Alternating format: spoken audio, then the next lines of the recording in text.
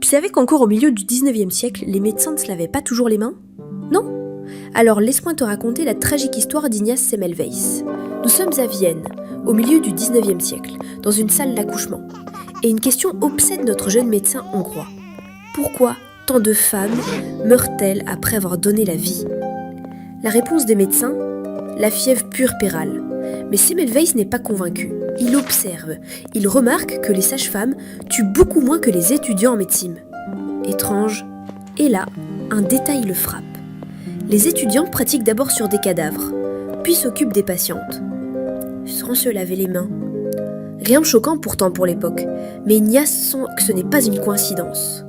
Il va alors obliger tout le monde à se laver les mains dans une solution chlorée. Et, effectivement, la mortalité chute. Les femmes survivent. Mais est-ce que la science triomphe?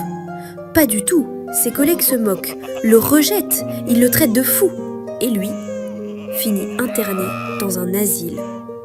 Mort à 47 ans, de blessures infligées par ses geôliers pendant son internement. Des années après sa mort, les chercheurs se penchent enfin sur cette fièvre meurtrière. Et ce qu'ils découvrent va tout changer. Le microscope révèle ce que Semmelweis avait pressenti, sans pouvoir le prouver.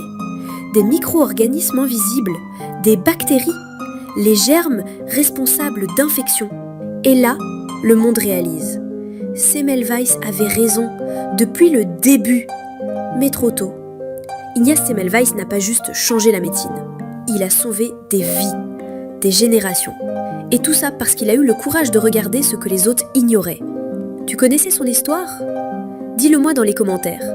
Laisse un like si tu as appris quelque chose et abonne-toi pour plus de vidéos.